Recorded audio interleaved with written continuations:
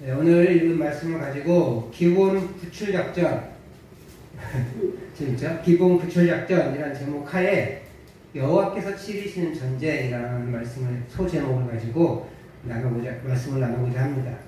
1950년 6월 25일 다들 기억하시죠? 네, 우리가 전쟁이 뜻하지 않은 전쟁에 휘말린 날입니다. 바로 6.25 전쟁인데요. 남한은 북한의 침공으로 무차별 공격을 받습니다. 그래서 불과 3일 후인 6월 28일에 서울이 함락돼요. 엄청난 일을 겪었는데, 재밌게도 그와 동시에 6.25 전쟁이 시작된 지 하루 지난 6월 26일, 아마도 우리나라 시간으로 6월 27일일 확률이 높아요. 왜냐하면 서해방 쪽이 우리보다 보통 한 12시간, 15시간 늦으니까 아마 전쟁 소식을 들은 시간은 그 사람들한테는 24일이었을 확률이 높죠. 그래서 어쨌든 26일날 그들의 날짜로 26일날 유엔은 북한의 전쟁을 멈추고 38선 이북으로 철수하고 촉구했어요. 하루 만에. 아마도 전쟁은 이틀 만이었겠죠. 우리나라를 기준으로 하면. 그런데 하루를 기다려도 기미가 안 보이니까 그 다음날 아마 27일이겠죠. 6.25 전쟁에 개입할 것을 결정하고 회원국들에게 군사적인 원조를 해줄 것을 권고합니다. 근데 재밌는 것은요, 소련 있잖아요. 옛날 러시아 옛날 이름 소련이 만약에 이날 그 유엔 안보리 회의에 참석을 했더라면 아마 부결됐을 거예요. 왜냐하면 거기는 만장일치제거든요. 근데 소련이 북한을 주도해서 전쟁을 일으켰잖아요. 그러니까 아마 그래서 참석을 안 했는지 참석을 안 했어요. 그래서 그 안보리의 결정이 만장일치로 통과가 된 거예요. 그것도 하나의 기적이고, 또 이렇게 빠르게 불과 전쟁이 일어난 지 그 소식을 들은 지 이틀 만에 그들은 전쟁을 돕기 위해서 군사를 파견합니다. 그래서 6월 27일 당일이죠. 미국은 바로 연합군의 미군은 군사를 파견할 것을 준비해서 파견을 시작해요. 굉장히 빠르게 우리를 도우려고 왔습니다. 그렇게 미국을 필두로 해가지고 16개국이 우리 나라의 그 전쟁을 도와주기 위해서 이 자리에 전쟁에 참석했습니다. 만약에 그 전쟁이 없었더라면 우리는 이 자리에 그 둘의 도움이 없었더라면 아마 이 자리에 없었을 수 있을 것입니다. 그들 연합군이 참전해서 9월 15일 날 인천 상륙작전을 개시합니다. 그리고 한 13일 정도 후에 9월 28일 날 서울을 수복하고, 서울을 수복한 다음에 이제 곧바로 북한으로 진격해서 1월에 그 백두산에 태극기를 꽂아요. 근데 안타깝게도 중공군, 지금의 중국이죠. 중공군의 개입으로 1사후퇴를 하게 되죠. 그러고 나서 이제 전쟁을 계속 엎치락뒤치락 하면서 지금의 휴전선을 만들어놨어요. 물론 얼마 전에 우리 문재인 대통령이 종전을 선언했지만, 그들이 종전을 선언했다고 종전이 된 것 같지는 않아요. 여전히 우리는 휴전 상태에 있는 거예요. 언제 종전을 선언했다면, 그것이 유효됐다면 이미 그 비무장비가 사라져야 돼요. 그리고 무역을 할 수 있도록 그런 통로가 만들어져야 되는데 그런 거는 일어나지 않고 있잖아요. 그러니까 말로만 종전을 했지 아직도 여전히 우리는 휴전 상태예요. 전쟁이 끝나지 않았어요. 어쨌든 그 유엔의 참전이 없었다면 우리가 지금 누리는 이런 자유는 누리지 못했을 것입니다. 유엔 회원국의 전쟁 참여로 순전히 우리가 치러했던 전쟁에서 군사력에 앞선 군대들의 연합으로 전쟁에서 우리가 6.25 전쟁에서 패하지 않을 수 있었던 것이에요. 아직 휴전 상태이지만 최소한 패하지는 않은 거예요. 그들이 함께 전쟁을 치러줘서 이 나라를 지킬 수 있었던 것입니다. 하지만 아쉬운 건 여전히 아직 우리나라는 휴전 상태이고 분단 국가로, 이 지구상의 유일한 분단 국가로 남아있다는 것이에요. 오늘 본문은요, 기본 성읍의 전쟁을 이스라엘이 대신 치러주는 거예요. 그런데 오늘 본문은 이스라엘의 전쟁이다 라고 얘기하지 않고 10절과 14절에 두 번씩이나 여호와께서 전쟁을 치르셨다고 얘기하고 있어요. 우리가 10절과 14절 말씀을 우리 한번 같이 읽어보겠습니다. 같이 읽어보겠습니다. 시작.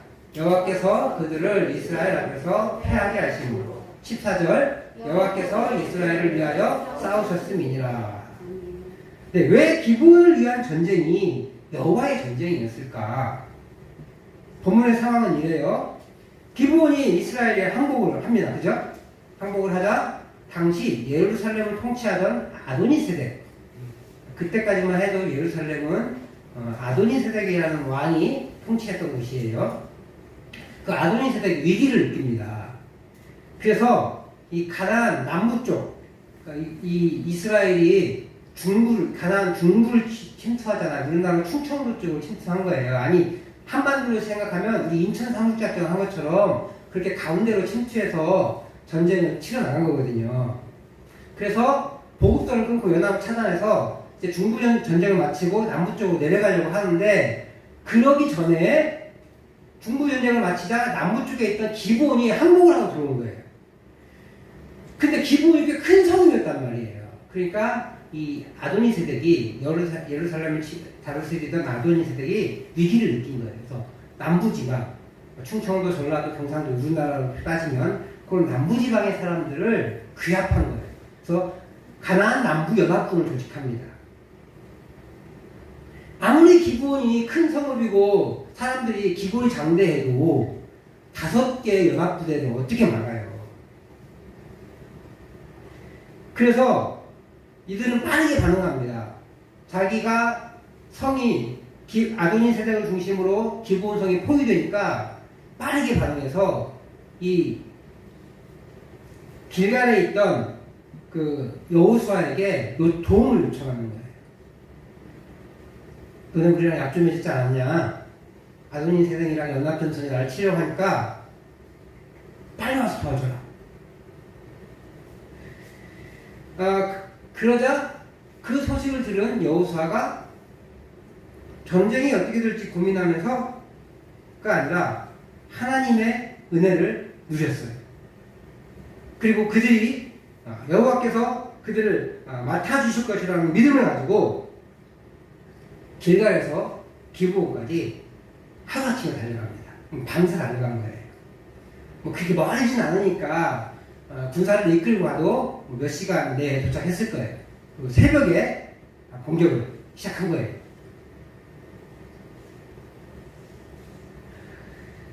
그런데 왜 이 여호수아가 대장이 돼서 기브온을 돕는 전쟁을 치르고 있는데 왜 성경은 이렇게 10절과 14절에 두 번씩이나 여호와께서 이스라엘 앞에서 그들을 패하게 하셨다 라고 하시고 또 14절에서도 여호와께서 이스라엘을 위하여 싸우셨다 라고 하실까? 왜냐하면 그 전쟁 사이에는 하나님의 계획이 있었기 때문에 두 번의 기적이 나옵니다.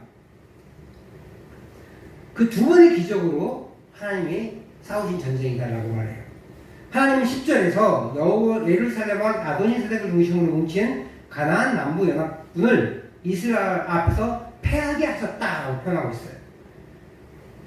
그러면서 그들에게 무엇을 내리셨냐면 우박덩어리를 내리셨대요. 하늘에서 떨어질 수 있는 것이 뭐겠어요? 단단한 건 우박밖에 없겠죠. 근데 성경 원래 기록되는 히브리 성경에는 뭐라고 그랬냐면 돌멩이 나와 있어요. 돌멩이. 두 가지로 해석할 수 있어요. 첫 번째는 야 돌멩이가 떨어질 리 없잖아. 하늘에서 우박이 떨어졌을 거야 라고 우리가 번역을 했거나, 성경에서 우리는 우박 생각하면 요만한 거, 손톱보다 작은 걸 생각하잖아요. 근데 돌멩이 같은 우박이 떨어진 거죠. 그것을 돌멩이 같은 우박이라고 표현하지 않고 시적인 표현으로 돌멩이들이 떨어졌다. 그만큼 엄청나게 무서운 우박들이 떨어졌다. 이런 표현으로 시적으로 표현했을 거예요. 그것을 우리가 간파하고 우박이라고 번역했지만 사실은 돌멩이들이라고 성경은 정확하게는 그렇게 표현하고 있어요. 하나님께서 진짜 돌멩이를 떨어뜨릴 수도 있으셨겠죠.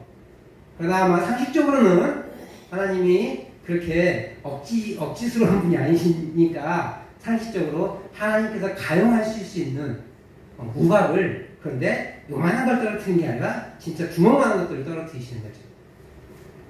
실제로 우리 기상 이변들에 정말 주먹만한 우박들이 떨어지기도 해요. 지금도. 그러니까 아마도 그랬을 것이라고 추정을 합니다. 우박 덩어리들이 돌멩이 같은 우박들이 떨어졌어요. 근데 놀라운 거 있잖아요. 가난한 사람들만 맞아 죽었다는 거예요. 그러니까 그게 기적인 거예요.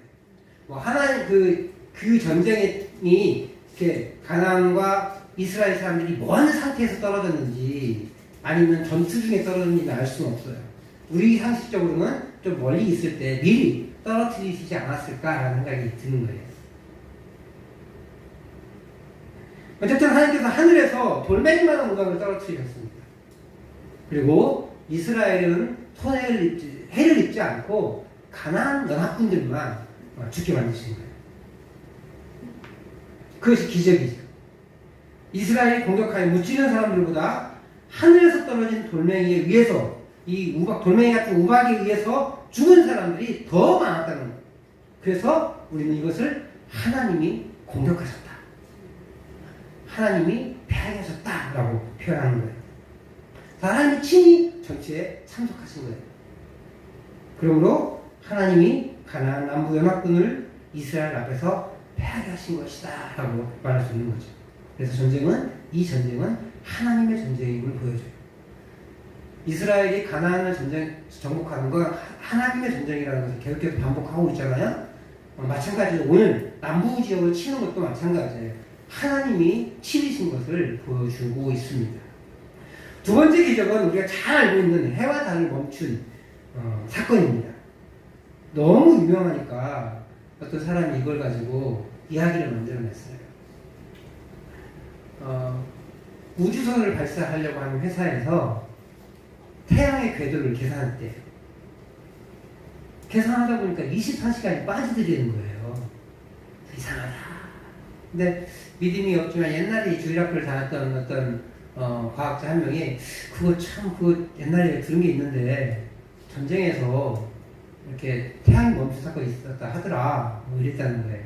그러니까 찾아보니까 그게 딱 23시간 20분이더래요. 40분이 안 비잖아요.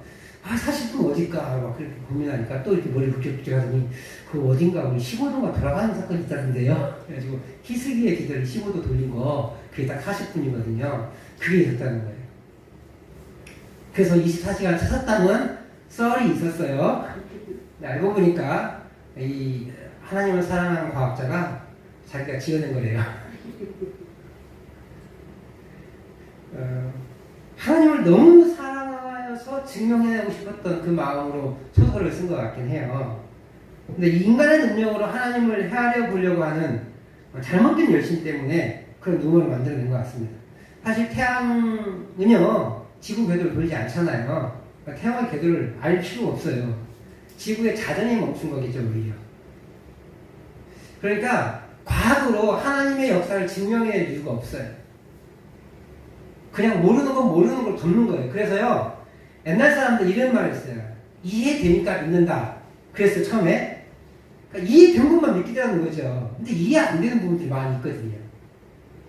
그래서 그 교부 중에, 그러니까 유명한 그 목사님들 옛날에 교부라고 했거든요. 그 교부 중에 나는 믿으니까 믿음으로 이해합니다 라고 고백했어요.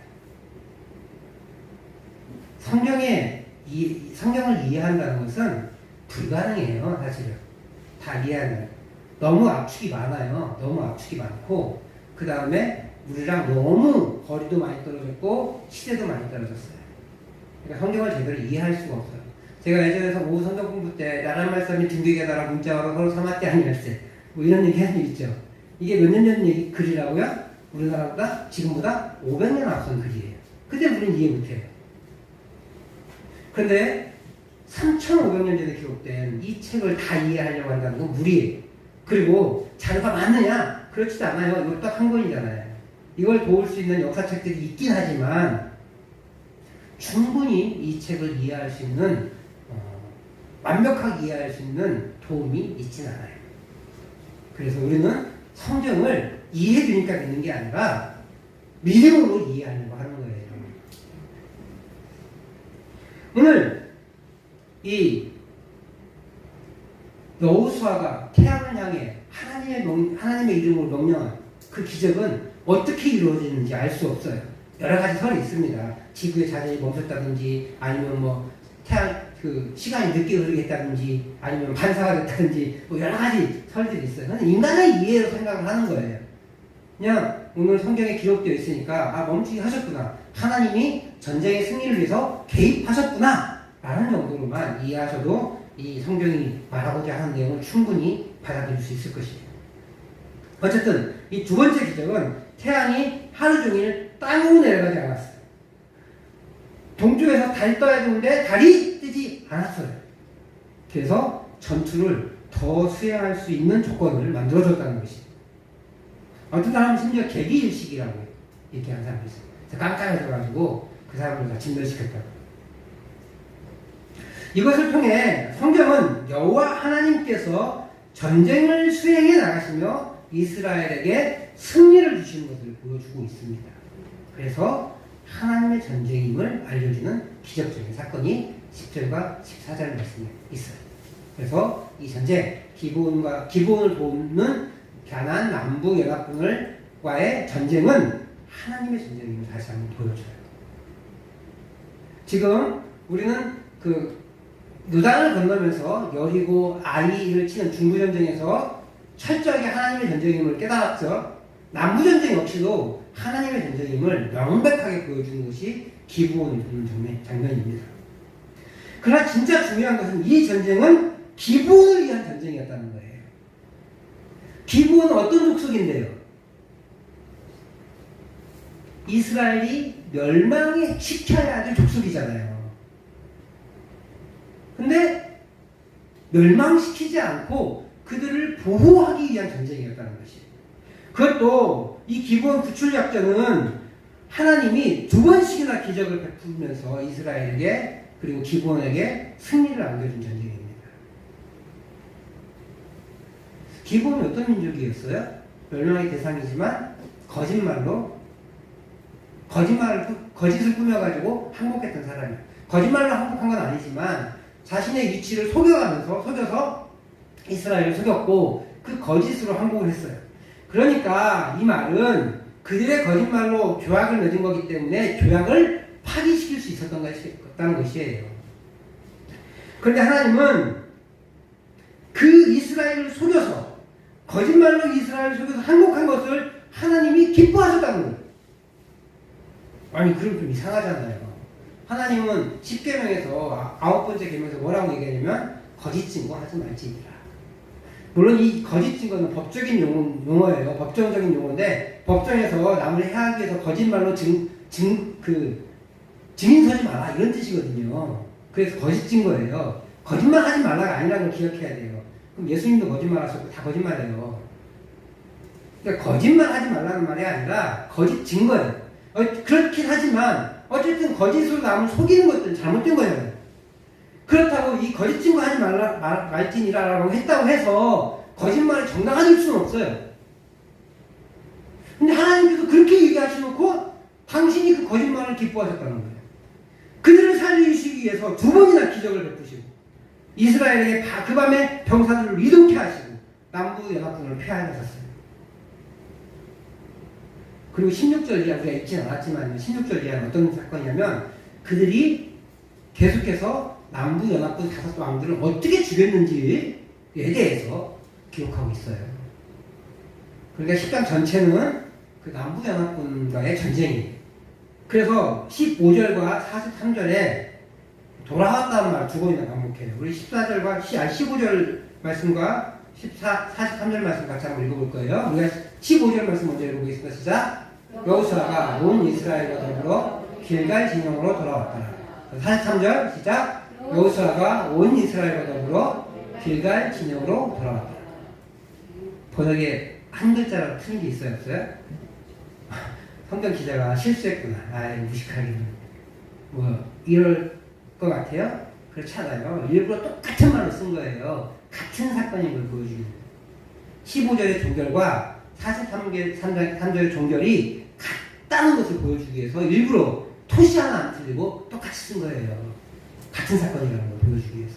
아마 제가 저에다가 15절 혹은 43절 이렇게 안 써놨으면 왜 두 번 시간 써놨기야 그러셨을 거예요. 그런데 똑같은 글을 일부러 하나님께서 반복하게 쓰게 하신 거죠.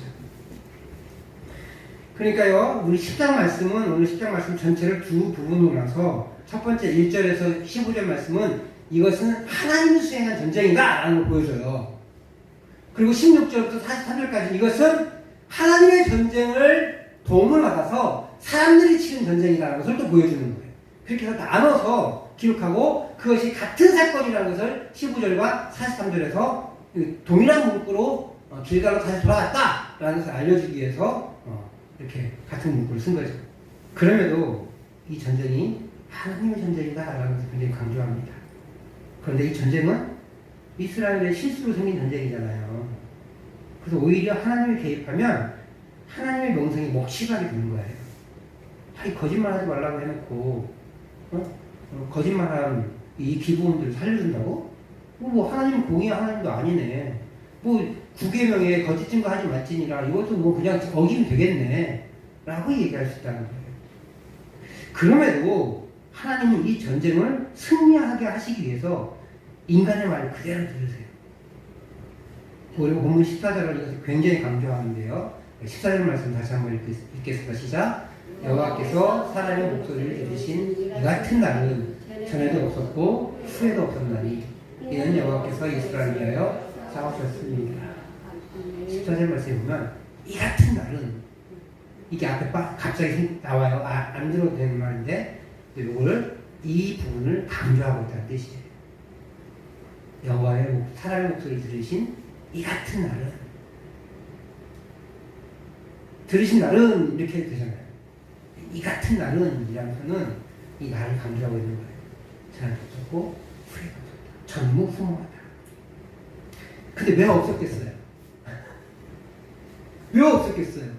아브라함의 기도를 들으셨고 모세의 기도를 들으셨잖아요. 성경의 수많은 사람들의 기도를 들으셨잖아요. 동시에 우리의 기도도 들으시잖아요. 하나님이 우리의 목소리를 듣지 않으면 우리가 기도할 필요가 없잖아요. 왜 들으신 날이 없어요? 그런데 이 오늘 성경은 하나님이 기도를 들으신 것은 전무후무하다 라고 말하고 있어요. 그만큼 하나님이 이스라엘과 기브온을 위해서 열렬히 싸우셨음을 말해주는 거예요. 앞에서도 언급했지만 하나님은 이 기브온을 위한 전투에 참여할 이유가 없어요. 기브온은 거짓말했고 이스라엘의 지도자들은 하나님께 여쭙지도 않았어요. 그리고 죄악 내렸어요. 니들끼리 한 거잖아. 내가 무슨 상관이야. 니들끼리 알아서 해. 라고 하셔도 된다는 말이에요. 충분히 그들에게 책임을 물으실 수 있으셨지만 하나님은 지금까지 가장 열렬히 전투를 치르고 계십니다. 무엇을 위해서? 기브온과 맺은 조약을 인정하셨고 기브온을 하나님의 백성으로 받으셨기 때문에 하나님은 당신의 백성을 위해 싸우십니다. 우리 인생도 마찬가지예요.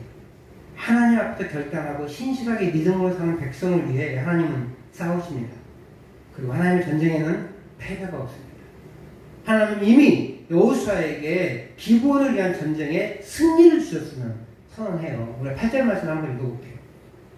같이 읽습니다. 시작. 그때 여호와께서 여호수아에게 이르시되 그들을 두려워하지 말라. 내가 그들을 내 손에 넘겨주었으니 그들 중에서 한 사람도 너를 당할 자가 없으리라 하신지라. 그리고 나서 9절에 밤새도록 올라간 거거든요. 하나님께서 묻지도 않았는데 그냥 그 말씀을 해주신 거예요. 그렇습니다. 그렇게 이미 하나님은 가나안 남부 연합군을 이스라엘에게 넘겨주셨어요. 그래서 용기만 있으면 승리는 따놓은 당상이에요. 하나님의 전쟁을 치를 용기만 있으면 됩니다. 우리 삶도 마찬가지예요. 우리 삶에 각자의 영적인 전투들이 있습니다. 영적인 전쟁들이 있어요. 하나님을 예배하지 못하는 엄청난 일들이 많이 있어요.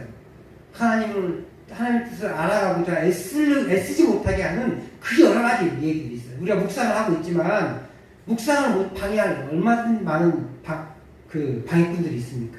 하나님 제가 까막눈이에요. 하나님 제가 글을 잘 몰라요. 하나님 눈이 어두워요. 하나님 뭐 바빠요. 하나님 뭐 힘이 없어요. 하나님 뭐 건강이 약해요. 하나님 너무 바빠요. 너무 많잖아요. 하나님 말씀 묵상하지 못할 그 방법은 또 방해꾼들은 핑계들이 너무너무 많아요. 뿐만 아니라 믿음의 삶을 살고 결단했잖아요. 근데 그 결단들을 지키기가 얼마나 힘들어요. 우리 삶에서 각자의 영적인 전쟁들이 있습니다. 넘어야 할 산이 있어요.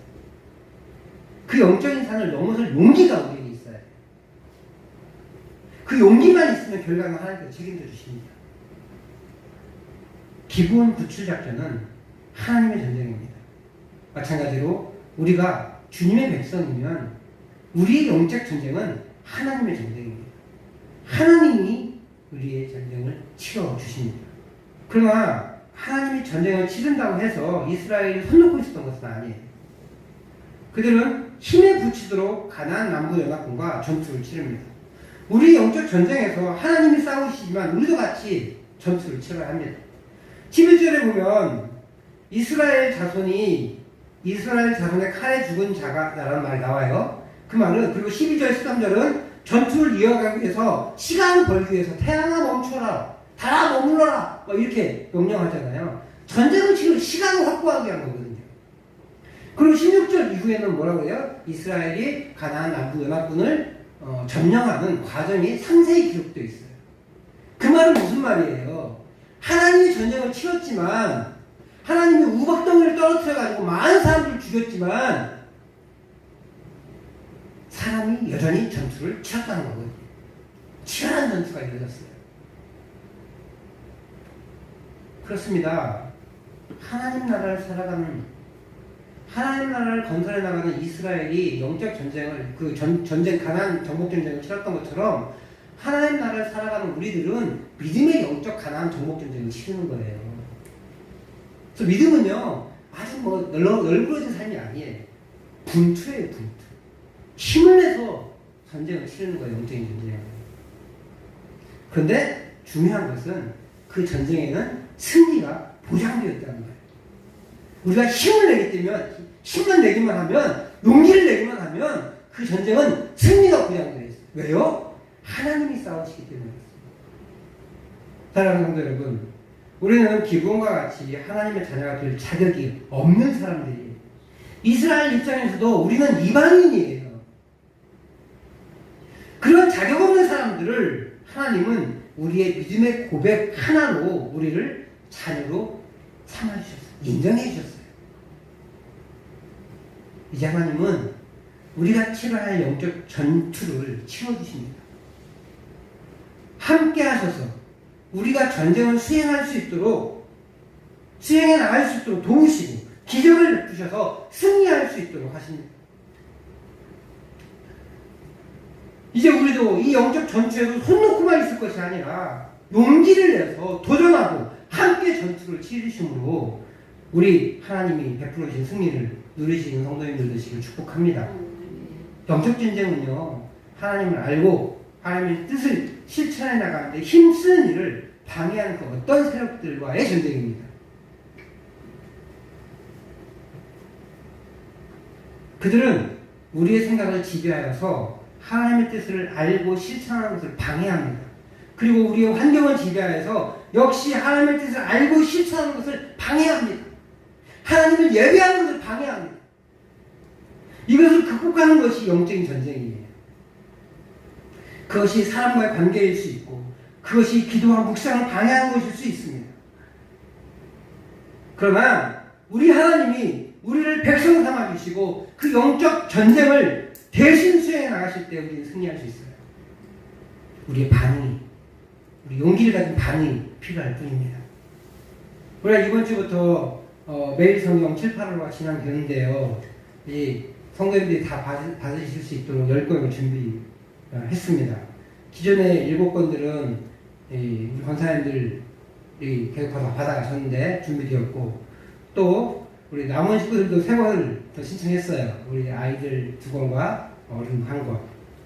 우리 딱 10권을 전북 지부에서 지원을 해주어서 이렇게 이제는 무료로 하나님 말씀을 계속해서 묵상해 나갈 수 있게 되었습니다. 지난주 와서 나눠 드릴 텐데요. 바다를 가셔서 하나님이 주도하시는 이 영적 전쟁에 참여하시고 승리하시길 주님 축복합니다. 우리가 용기가 필요합니다. 결단이 필요하고 그것을 한 걸음 옮길 그 실행력이 필요합니다. 그러면 그것에 하나님이 힘쓰셔서 우리 전쟁을 승리하게 하실 줄 믿습니다.